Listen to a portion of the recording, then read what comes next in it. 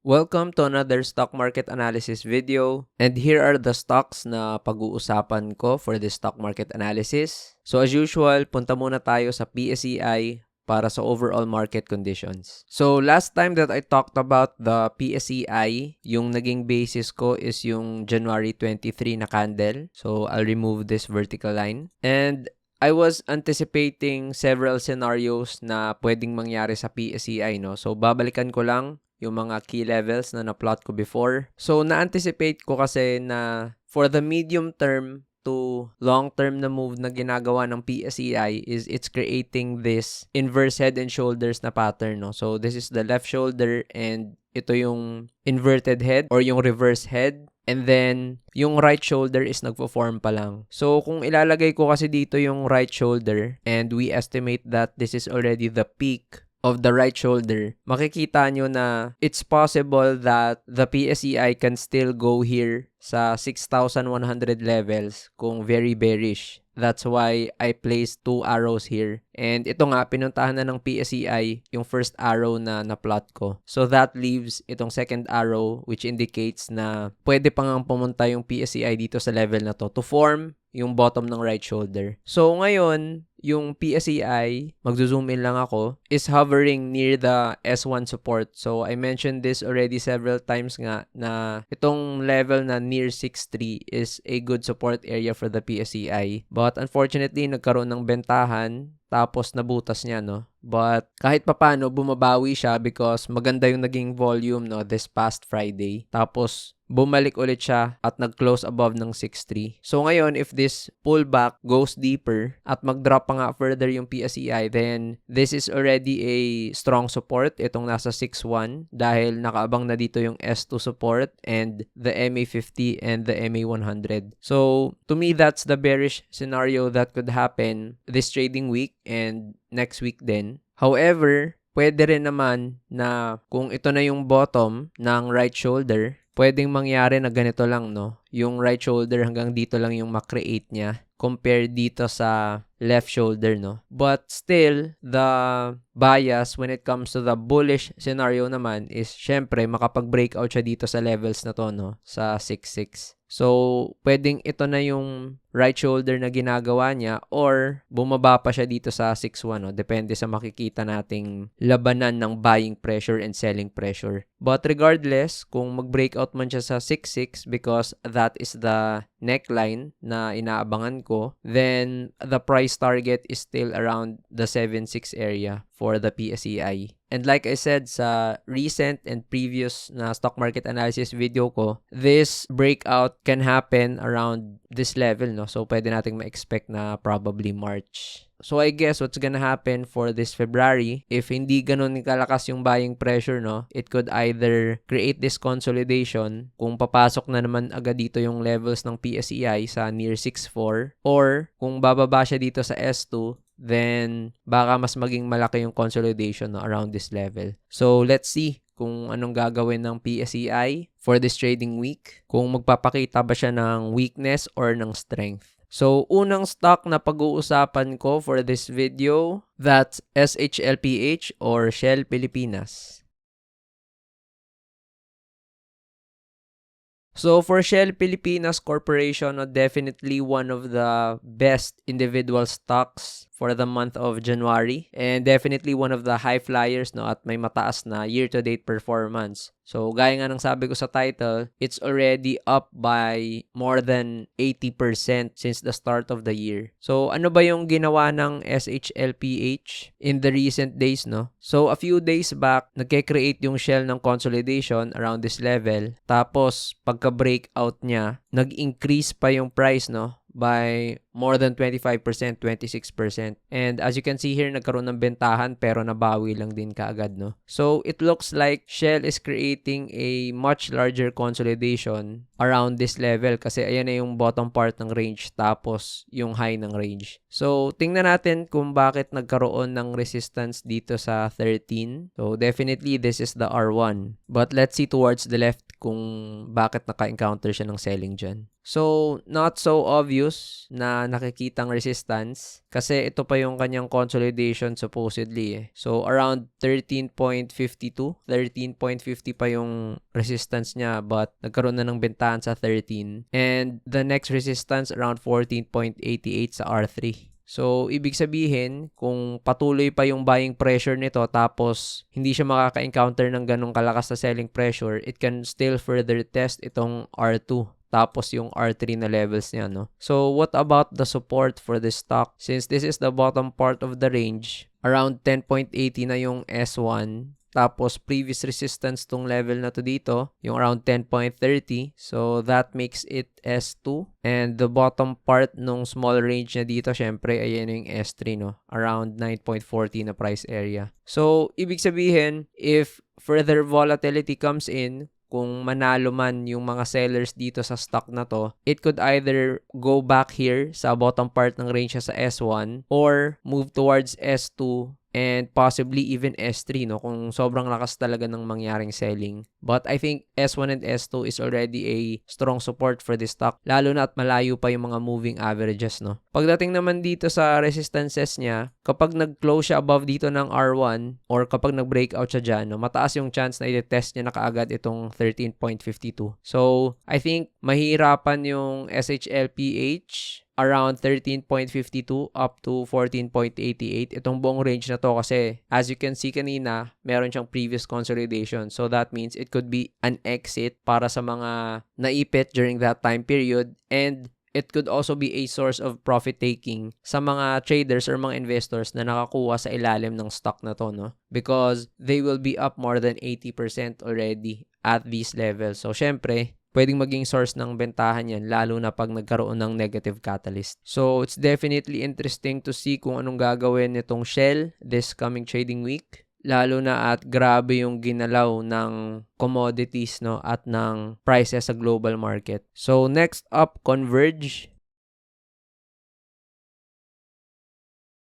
So, for Converge, last time na napag-usapan ko yung stock na to, first week January pa. So, during this period, yung ina-anticipate ko na maging galaw ng Converge is for it to try to make a breakout, no, sa R1 resistance niya, which is the top part of the range, itong 16 price area. And of course, kapag naka-breakout at close siya dyan, the chances of it testing yung R2 at R3 na resistance dito will increase. Pero nakita nyo naman, nag-breakout siya ng January 14, pero nabentahan lang din kaagad, no? Walang significant close. So, that's why nagkaroon lang siya ng consolidation dito. So, previously, yung na-plot ko dito is that nagke-create siya ng possible box. So, pag tinignan nyo kasi dito sa itsura ng ginagawa niya ngayon, nag-extend lang actually yung box, no? So, buong January, andito lang siya sa box na to. However, when I talked about Converge, eto nga siya nung January 9 pa, no? So, hindi ko naman alam syempre na ito yung mga magiging itsura ng candles niya after my analysis video. So, I was just expecting na pag hindi siya nag-breakout dito, mag-stay lang siya sa loob ng consolidation. Although, the stock is still part of this box here, meron siya actually ginawang pattern, no? So, as you can see here, nagiging support talaga itong bottom part ng trend line niya several times, no? So, 3 times nag-act as support yung level na to.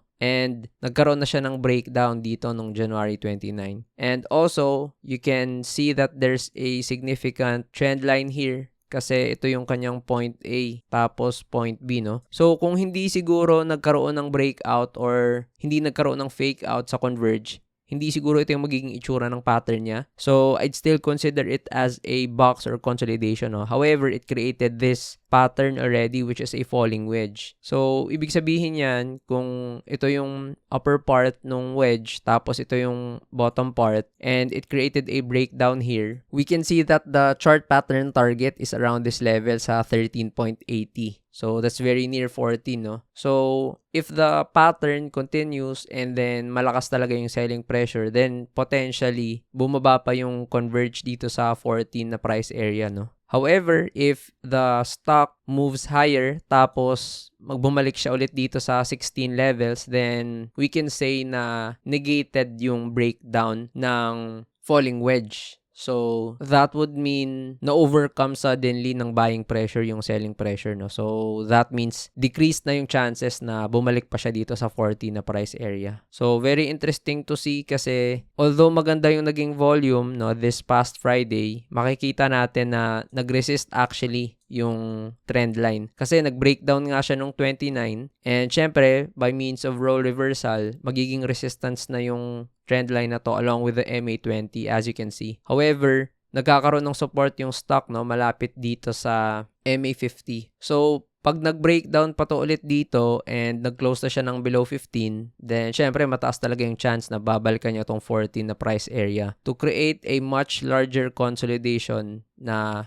pwedeng ganito kung i-revisit pa niya yung price levels around 14. So, definitely interesting to see sa Converge kung kaya ba niyang bawiin yung kine-create na negative pattern na to or bibigay ba siya at magre-revisit siya towards the 14 price area. So, next up, that's Picor.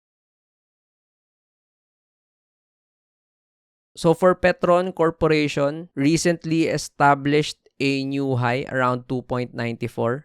So, eto siya, no? And the reason for this is because medyo malapit-lapit na dun sa 3 na psych resistance, no? So, probably nagkaunahan ng benta and traders or investors don't expect the stock to move past 3 nung tumaas siya dyan, no? And syempre, kitang-kita naman natin na if merong mga traders or investors who were able to buy this stock around this level sa 2.36, up na sila ng more than 20%, no, in a span of a few days. So, syempre, magiging prone talaga sa profit taking yung stock na yan. So, you could say that nagkaroon ng fake out, no, yung Picor kasi ito yung kine-create niya na consolidation previously, which is of course a year-long consolidation na ng stock na to. As you can see, nung October pa ng 2024, no, tapos nagkaroon ng fake out. So, that means itong level ng 2.94, definitely R1 na to. And you could also say na range tong resistance, no, from 2.90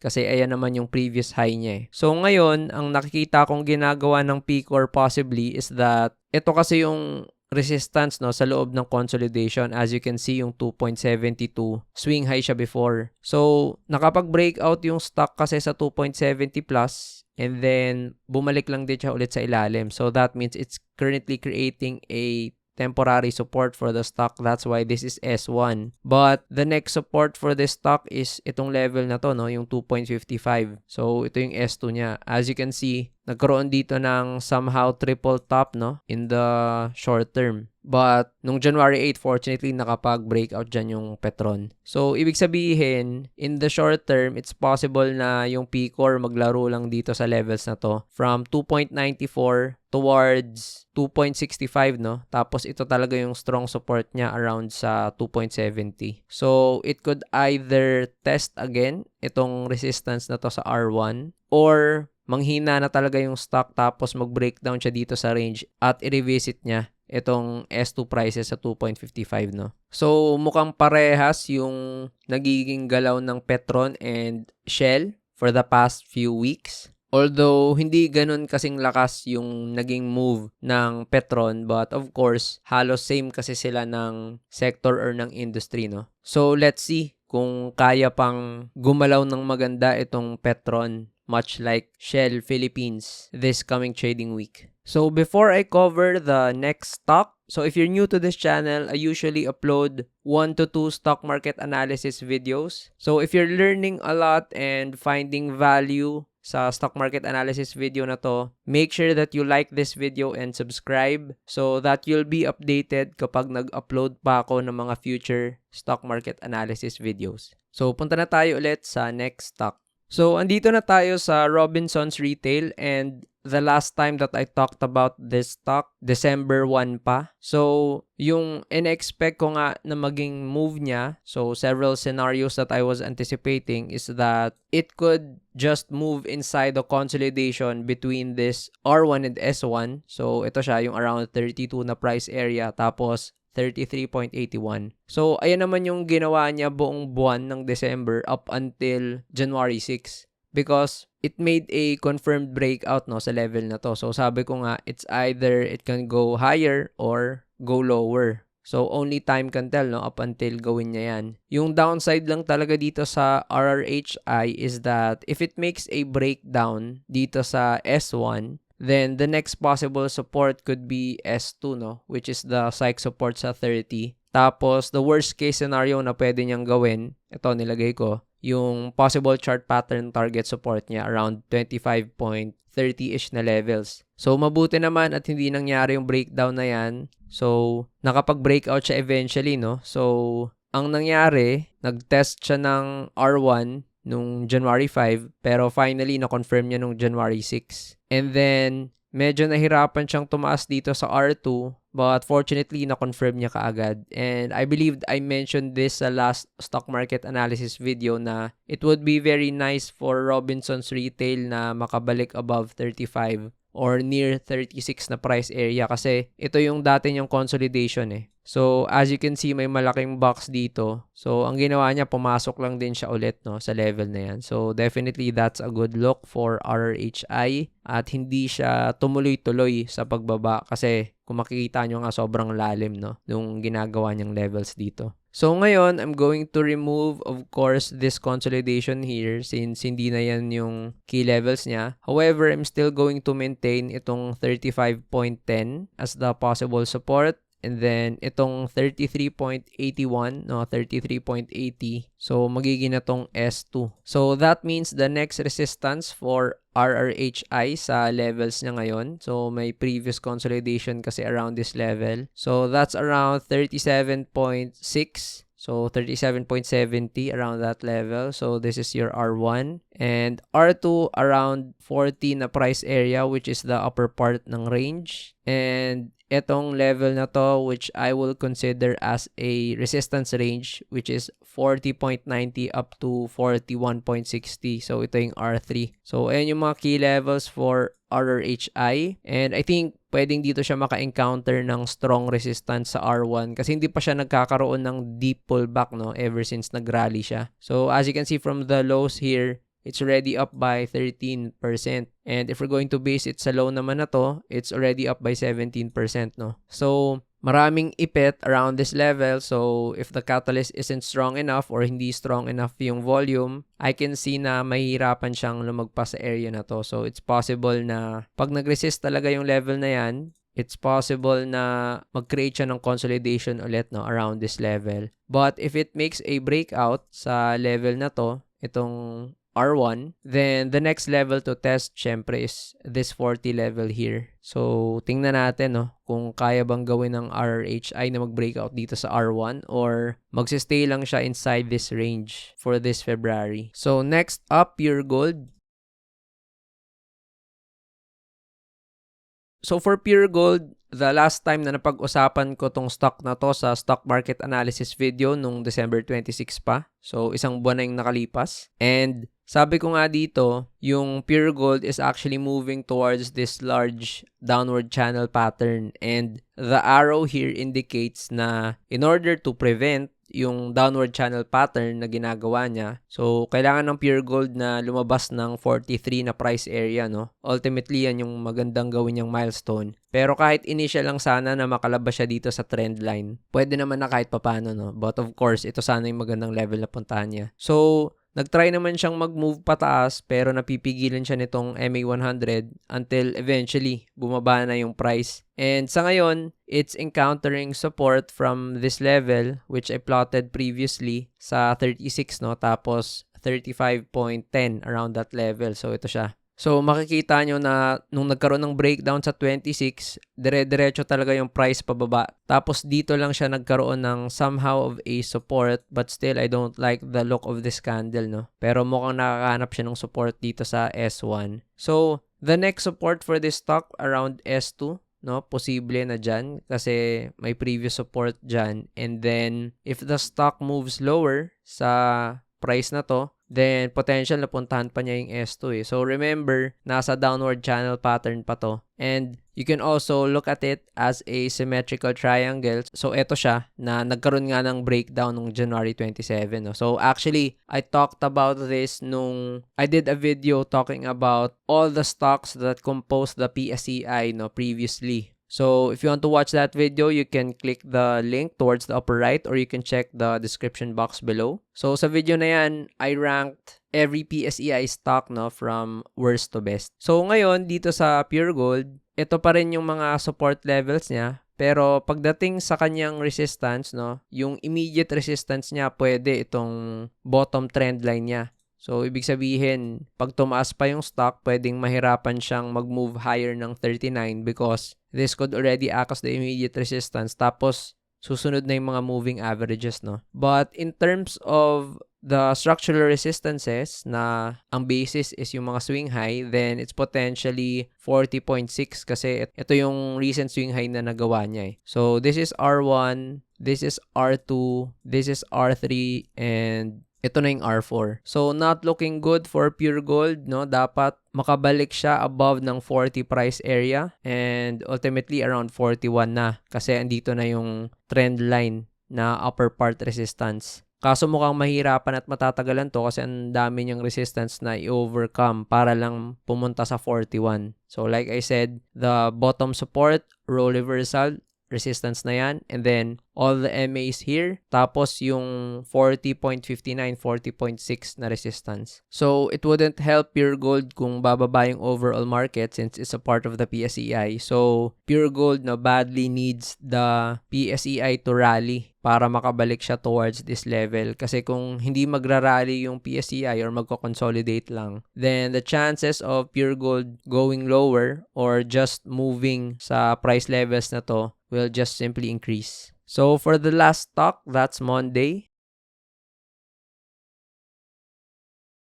So, for Monday Nissin, last time that I talked about this stock, December 5. So, nearly 2 months ago. And eto nga, yung ginagawa niyang pattern is actually a downward channel. Kaya nalagay ko dito na it's very important na makalabas siya dito sa trend line. Tapos, ma-overcome niya yung R1 na resistance na makapunta siya dito sa above ng 6.6 na price area, no? Para ma-negate yung ginagawa niyang pattern. But during this period, nakalabas nga siya dito sa pattern na downward channel nung December 15 tapos 16. Pero kung makikita niyo, bumaba lang din ulit yung price, no? So, dapat kasi kung nag-breakout na siya dito, na-hold niya yung prices tapos nag-move higher siya, no? Kaya wala siyang ginawa kundi mag-sideways. Pero kahit papano, okay na din at hindi na siya nag-breakdown dito sa S1, no? So, kung tatanggalin ko yung levels na yan, tapos tatanggalin ko na tong downward channel pattern, we can see that Monday, no, was actually creating a somewhat an ascending triangle, no, sa level na to. So, eto siya. Kaso nga lang, nag-breakdown siya dito nung January 21, no? Tapos, swerte lang ngayon na hindi pa siya nagbe-breakdown dito sa S1 na may potential siyang mag-create ng double bottom na support. So, ang pwedeng mangyari is magstay yung Monday sa box na to or kung susundin niya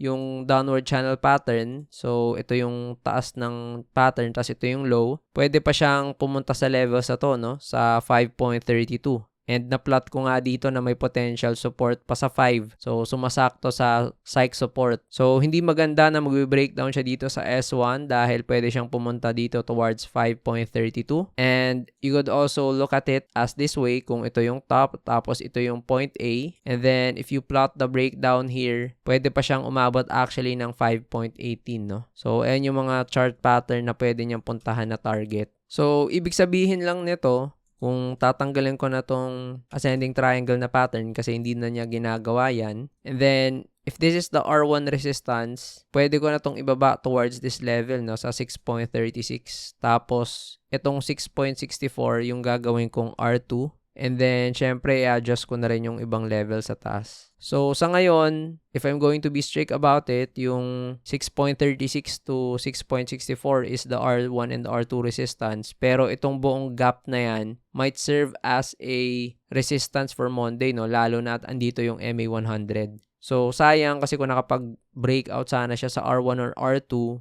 may potential ng tumaas yung stock. So, pwedeng mag-consolidate lang siya dito up until magkaroon ng enough strength para matest niya yung R1 resistance, no? So, much like pure gold, ang magandang mangyari dito sa Monday is that magkaroon din ng price rally sa PSEI para kahit papano matulak siya pataas. Because if the PSEI moves lower or just simply consolidates, then syempre, I'm expecting that Monday will also consolidate or probably break down sa S1. At ituloy niya yung ginagawang chart pattern targets na napag-usapan natin kanina. Tapos, worst case scenario, sa 5 price area pa siya mapunta. So, that ends the stock market analysis video. And if you haven't watched yung mga videos ko talking about specific stocks, you can click towards the upper right. And if you want to watch yung mga stock market lesson videos ko, you can click towards the bottom right. And again, don't forget to like this video and make sure that you subscribe to stay updated sa mga videos na i-upload ko pa.